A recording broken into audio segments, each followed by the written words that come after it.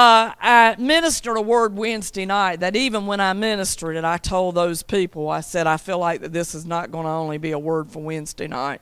I feel like that this is a word to be ministered on Sunday, because I feel like some of you are walking through things today that you have never walked through before. You're walking in places, that you have never walked before.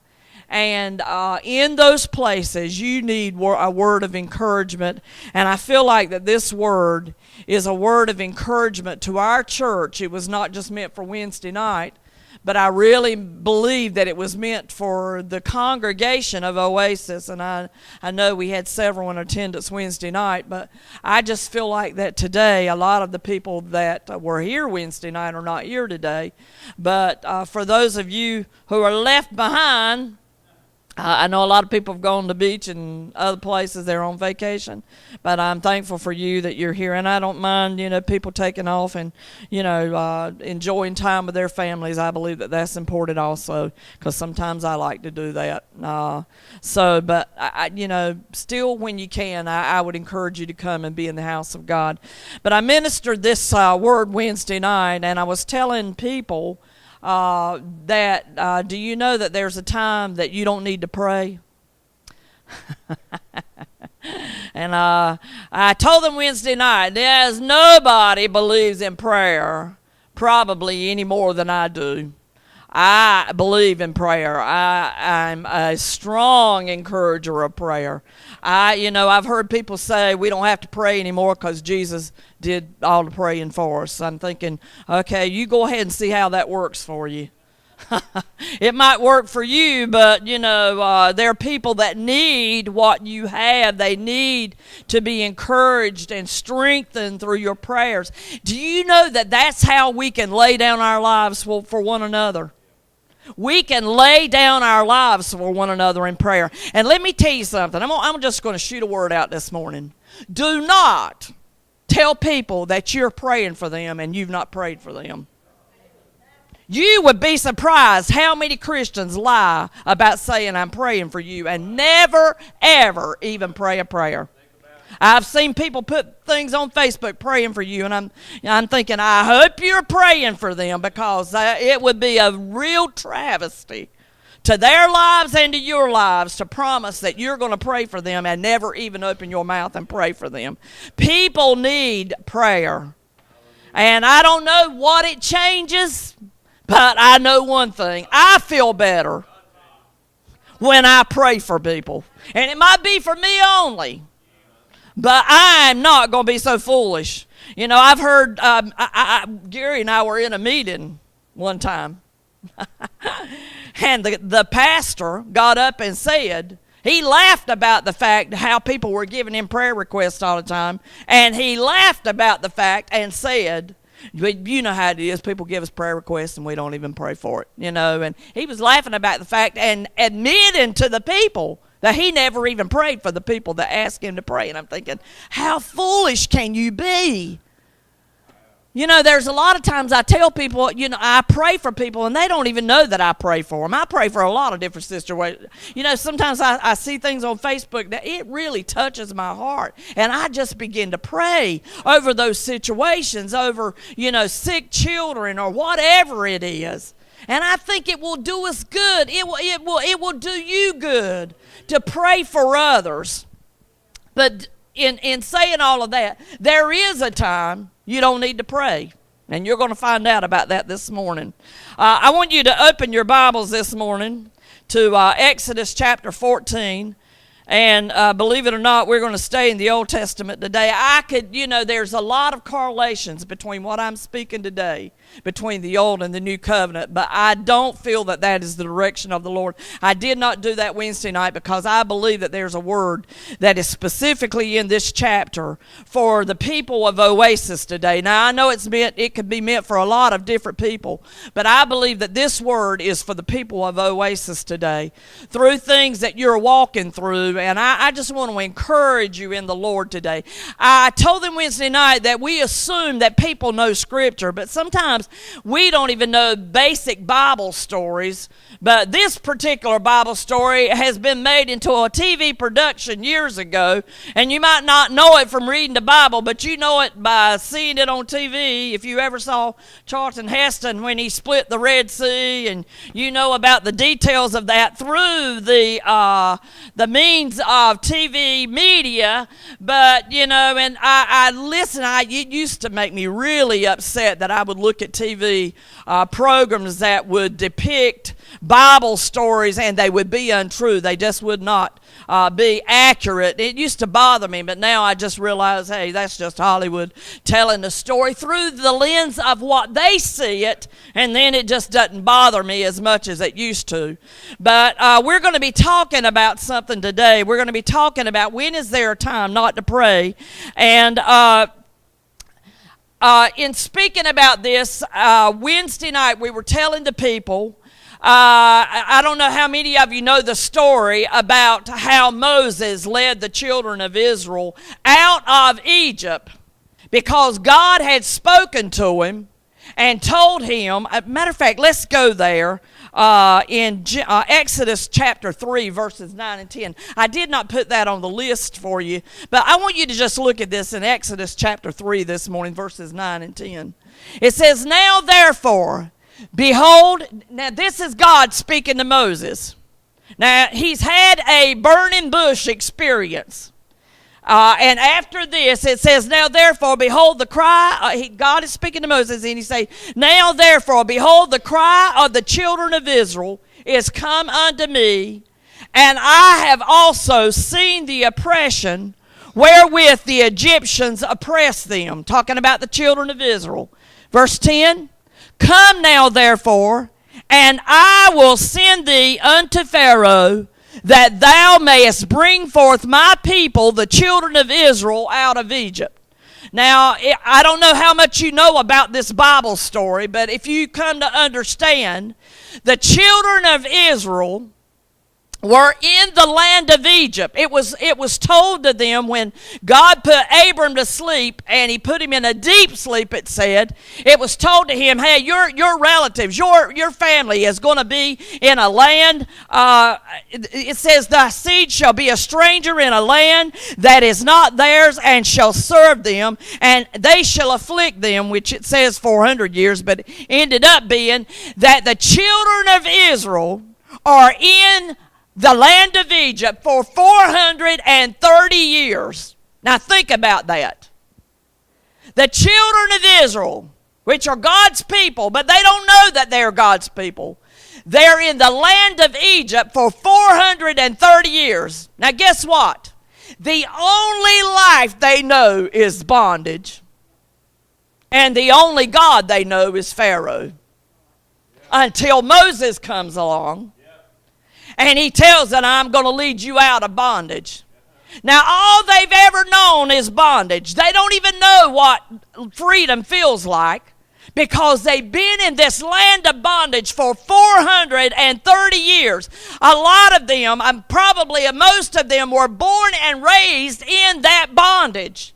They didn't know what a life of freedom was. They didn't know what it would feel like to be free. So this was a normal life to them, to be enslaved in this Egyptian bondage. It was a normal life for them to have Pharaoh as a god over them, telling them what to do, when to do it, how to make bricks, and making their life hard and making their life miserable. But then one day God shows up to Moses and said, "I want you to lead my people out of bondage."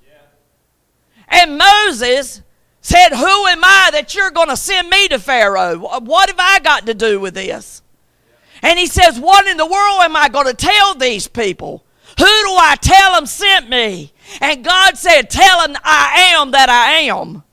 And probably Moses was thinking, what in the world? That don't even make sense. Go tell the people I am that I am. But this is exactly, Moses goes to Egypt. He goes to Pharaoh, and he tells Pharaoh, "I want to lead the children of Israel out of here." Well, any God that's got all these servants, you know that they're not going to want to release them. I'm just going to throw a note in here. Do you know today how many people are sitting on our church pews that are in bondage today? And they don't even know anything but that life of bondage. They've heard that message so long about how they're enslaved to sin. They've never heard that a deliverer came and led them out, which was Jesus.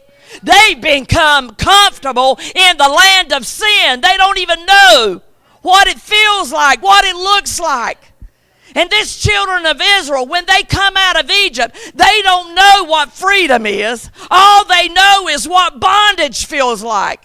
I told them Wednesday night, it's just like a prisoner. When they come out of prison, they don't know how to act because all they've ever experienced is somebody telling them when to get up, when to go eat, when to take a bath, when they can go outside. Their whole life has been dominated by bondage. Yes, sir. Yeah. So here God shows up and tells Moses, I want these people to be let out. And you realize they went through they went through plagues. There were some that did not affect the children of Israel, but there were some of them that did. And it was almost like a war of the gods.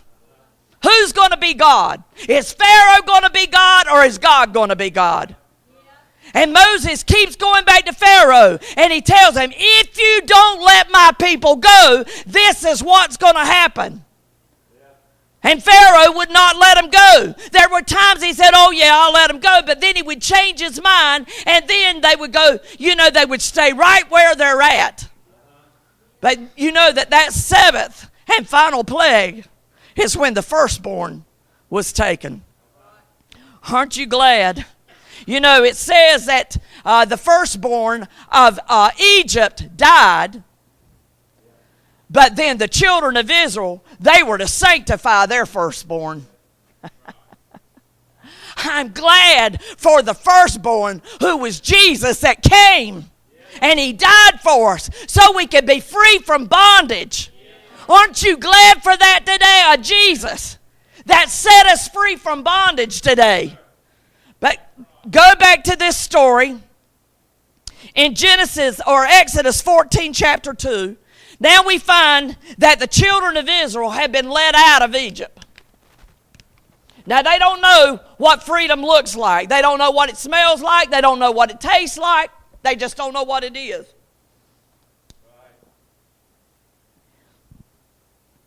And then God speaks to Moses and he gives him direction. He says, speak unto the children of Israel that they turn and encamp before Pi-hahiroth, between Migdol and the sea, over against Baal-zephon. Before it ye shall encamp by the sea. Now we see the children of Israel have been led out of Egyptian bondage. And Moses, he's the pastor of all these 5 million people. Well, you're not just going to put 5 million people anywhere. There's got to be a place for them.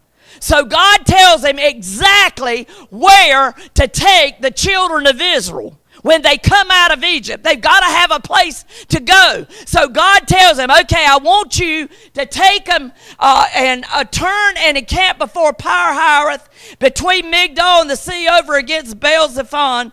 And there they were to encamp by the sea. Now let me tell you, they're in between. This place that they've been taken is a desert. That's on the left side. Well, on the right side is the ocean, the sea. It would be just like it being in between the Sahara Desert and the Atlantic Ocean. And this is where you're camped.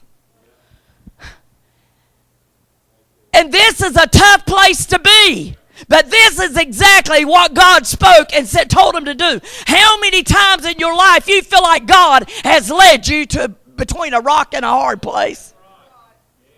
But that's exactly where these children of Israel. But see, maybe in their mind, when they get there, they're thinking, oh my God, this is stupid to be led here. But on God's part, it was strategy. See, there's things in our life that happen to us. We think it's stupid, but God says, hey, this is strategy.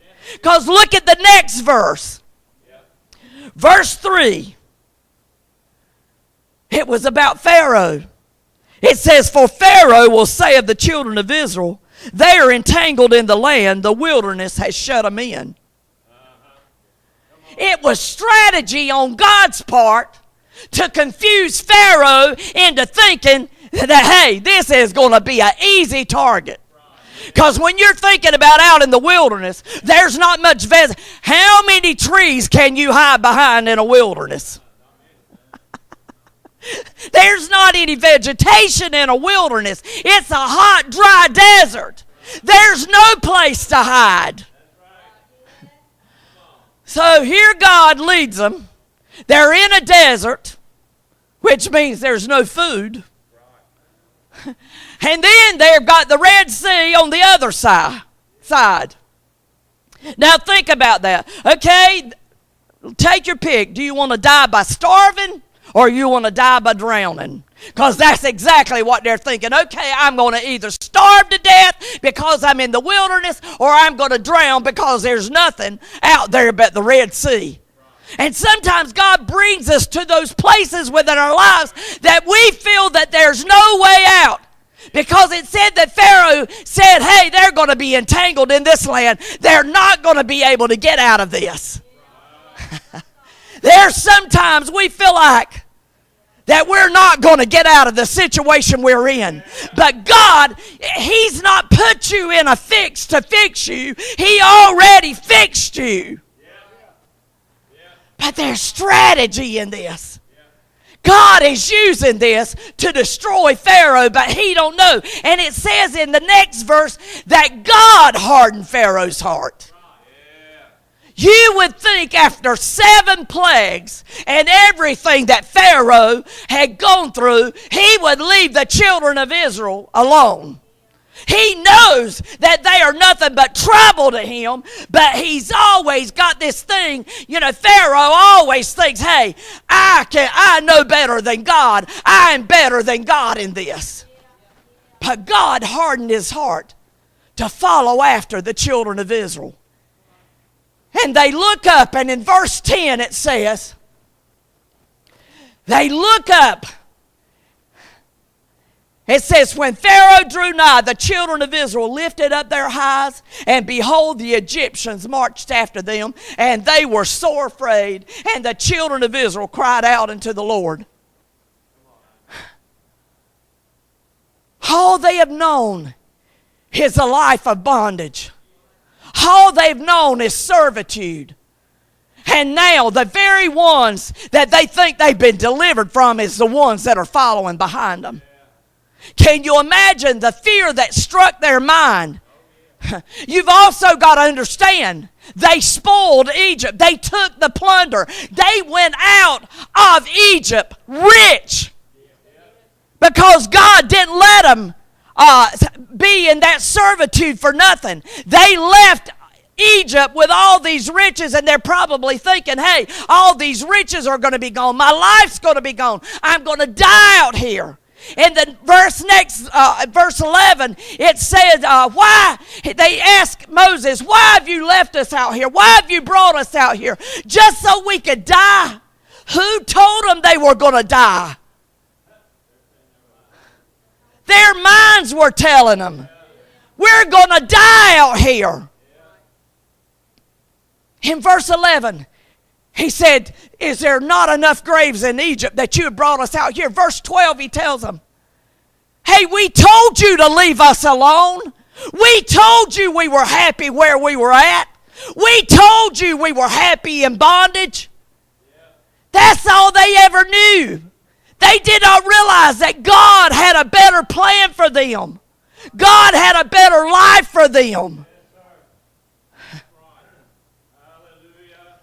Sometimes we just cannot see the goodness of God in situations that we come into. Have you ever been at that place when you could not see God in a situation within your life?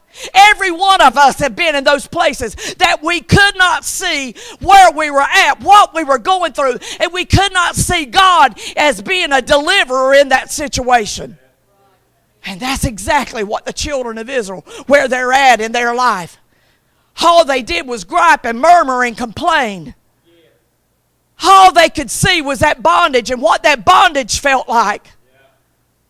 And then when they have an opportunity to be free of that, then they begin to complain to the one who delivered them out of that. Now look. Here's Moses in verse 13. 5 things that Moses tells the people. And Moses said unto the people, fear ye not. Stand still and see the salvation of the Lord. The Egyptians that you see today, you will not see anymore. Think about that. Amen. The Lord shall fight for you, and ye shall hold your peace. Those 5 things that Moses spoke to the children of Israel, they were very prophetic to them. Because when you're going through what you're going through, the first thing we do is we get afraid. And in a moment of fear, you cannot think rationally. You can't hear the voice of God in a time when there's nothing but fear in your mind of what's going to take place. And that's exactly where the children of Israel were. They could not see God in this, but they saw that the enemy was chasing them, and that perhaps the enemy was going to destroy them. I would ask you today, what do you fear today? What is your greatest fear? Every one of us, some of us have different fears than other people do. But what is your fear today? Whatever that fear is today, I can tell you, you would see that circumstance bigger than who God is. See, in the thing that we're afraid of, we can't see how big God is in it. All we can see is it's the enemy that is chasing us, and the enemy is going to destroy us. And where fear is, we're not operating in faith. That's why the New Testament says that perfect love, the one who loves you perfectly, has to cast that fear out. Perfect love casts out that fear today. Whatever fear you have in mind today, whatever thing is rising up today, and it seems bigger than who God is today, you have to let God's love, which is perfect, cast that fear out of your mind today. The next thing he tells them is stand still and see the salvation of the Lord. In saying about standing still is not necessarily moving or not moving. You know, we think about being still as not having any movement at all. But in speaking this standing still was not in movement, but it was in their mind. Because in your mind is where all the chaos is. In your mind is where the enemy is, and he's telling you this and he's telling you that. And the adversity is coming against you. What if I fail at this? What if this happens to me? What if that happens to me? And that's why Moses had to tell him, stand still and see the salvation of the Lord. Sometimes you've got to speak to your mind, and you've got to say, be still and know that God is God in your life today.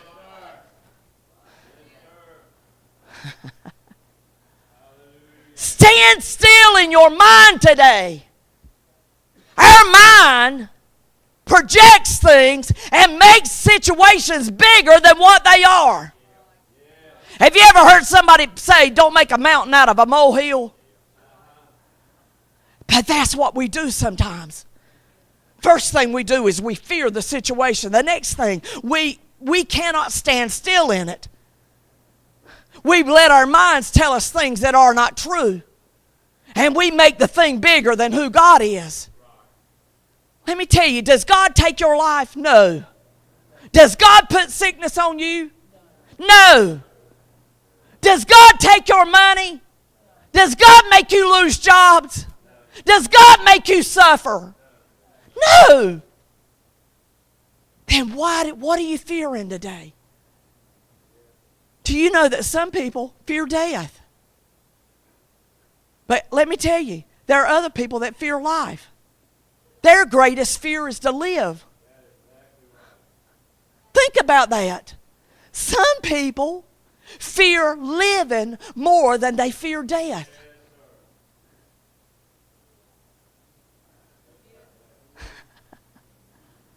I'm serious about that. They would welcome death more than they would welcome life.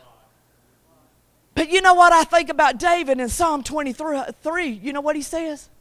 Yea, though I walk through the valley of the shadow of death, I will fear no evil. You know why? Because God is with me. His rod and his staff are going to comfort me.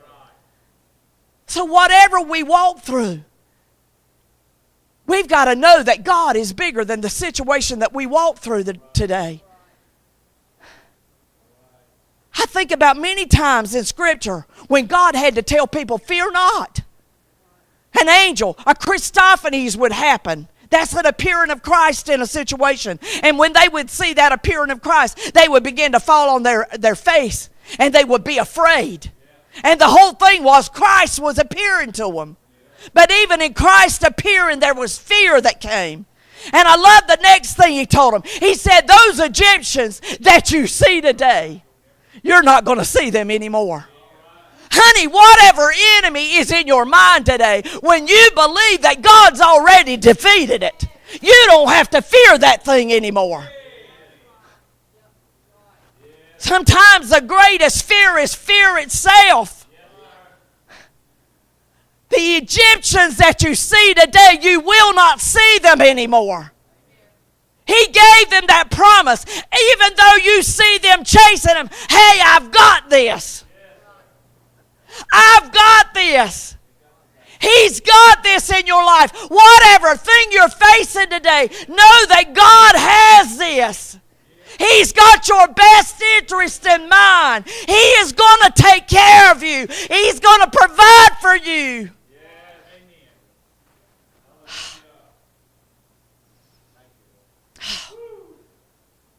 The next thing he says is the Lord's going to fight for you. Aren't you glad we don't have to fight in this battle? Aren't you glad that your battle is not against flesh and blood today? Your battle is not against people that are coming against you today.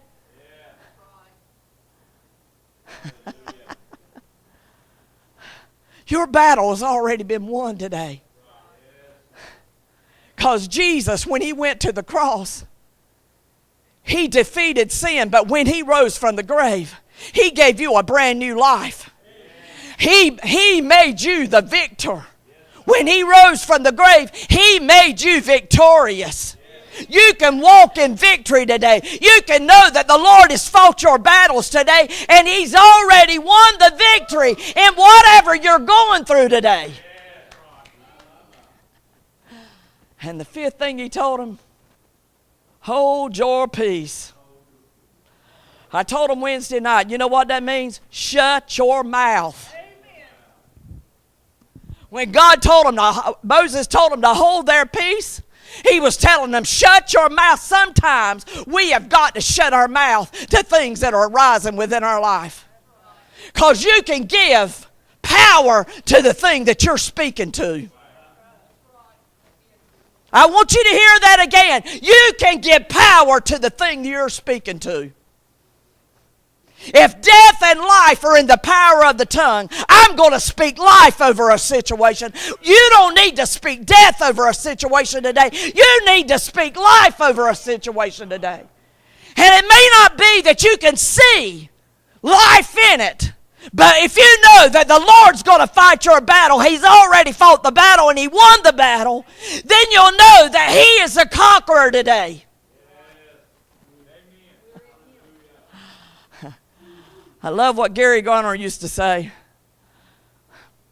He taught about the famous boxer.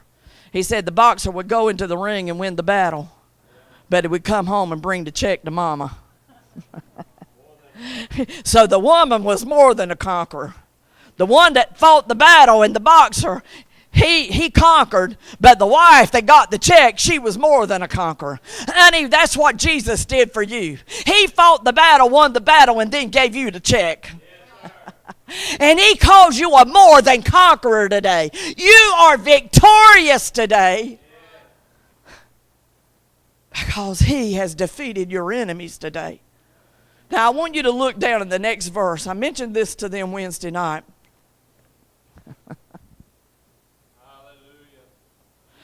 Verse 15, you know, I told them sometimes as leaders, we're up encouraging you. And then in our minds, we're thinking, oh, God, what how is this thing going to turn out? Is it going to be good? Really? Yeah. So you're going to find out here, old brave Moses, look what it said he did. He told the people, now, fear not, stand still and see the salvation of the Lord. The Egyptians you see today, you're not going to see them anymore. And then he said, the Lord's going to fight for you. And then he tells them to hold your peace. And then it says in the next verse, look at what it says. And the Lord said unto Moses, why are you crying unto me? So evidently, Moses is back there behind the rock, said, oh God, how are we going to do this? What are we going to do? The Egyptians are following hard behind us. I don't know how we're going to get out of this. We can speak prophetically to you and see that God has won the victory for you, but sometimes we can't even see the victory ourselves. Yeah. So old Moses is praying. And look what God tells Moses. And the Lord said unto Moses, verse 16, wherefore criest thou unto me? What are you praying for, Moses? Get up! Yeah, go forward. Go forward! Yeah. Yes, sir. Honey, let me tell you today, there's some things you need to quit praying about. Yes, sir. Come on. Sometimes it is not a time of prayer. Yeah. It is a time to believe and go forward with what God has spoken. Yeah. Hallelujah. We wallow and beg and cry for things. If it's in God, let me tell you something today. You haven't got to beg God to heal you today. It is God's will to heal today. You haven't got to beg God to supply your need today. It is God's will to supply your need today.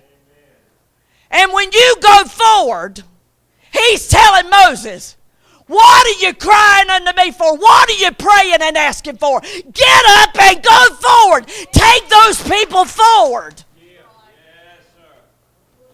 You know what Moses is doing? He's praying for a miracle. Yeah.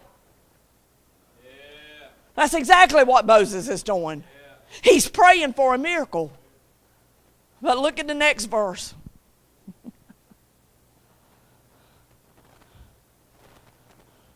Verse 16. Here's what God tells Moses. But lift thou up thy rod, and stretch out thine hand over the sea, and divide it. And the children of Israel shall go on dry ground through the midst of the sea. Moses was back there praying for a miracle, not realizing the miracle was already in his hand.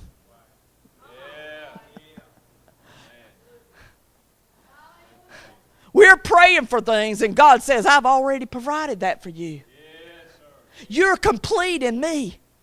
Think about that. You're complete in him. That means you're fully supplied in him. That means you don't lack anything. Moses is back there crying unto God, and God has to remind, get up, Moses.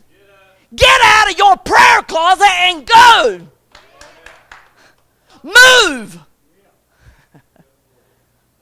Instead of praying, he needed to proceed.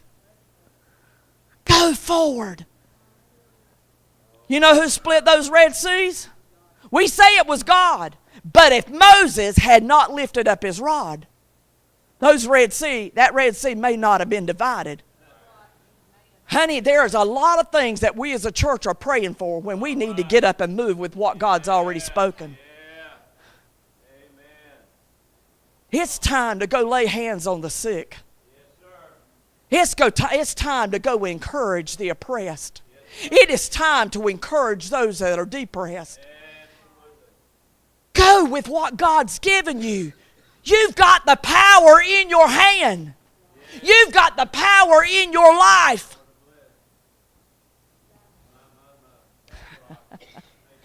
I would encourage you today to go forward. Now, you know what happened?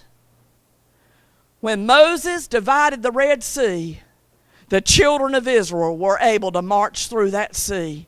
And it said it's going to be dry ground. Can you imagine where a sea has been, that it is dry ground where they can be able to walk through? Honey, what you think is miring you down is really solid ground that's holding you up.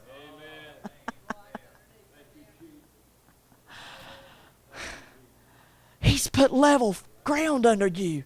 He's put solid ground under you. And what God does is when those children of Israel go across, you remember the pillar of cloud by day and the pillar of fire by night? That cloud goes behind them where it becomes darkness to Egypt. But they're walking in the light. The enemy is in the darkness, but Jesus is in the light. The Lord shared this with me years ago. It was not about the enemy chasing them, but it was about destiny pushing them. Honey, what you think is the enemy chasing you is nothing but destiny pushing you to greatness. Oh, we can't lose today. You can't lose today with a God that is inside you. He's not just on your side. He's your life today. He's your source today. He's your strength today. He is everything to you today. Egypt drowned in that Red Sea. What was a miracle to the children of Israel became destruction to the children of Egypt and to Pharaoh. And God did exactly what he said. This Egypt, this Israel, or this Pharaoh that you see today, the Egyptians that you see today, you're not going to see them after today. God destroyed them. I'm so glad for a good God today. I'm so glad for a God that fought the battle for us and won the war. And now I would just encourage you today, stand still and see his salvation today. Hold your peace, which is nothing but shutting our mouths sometimes to the negativity, but letting the light flow out of us. That river that is within us flow out of us today. Hallelujah. Thank you. Hallelujah. I want you to stand with us today.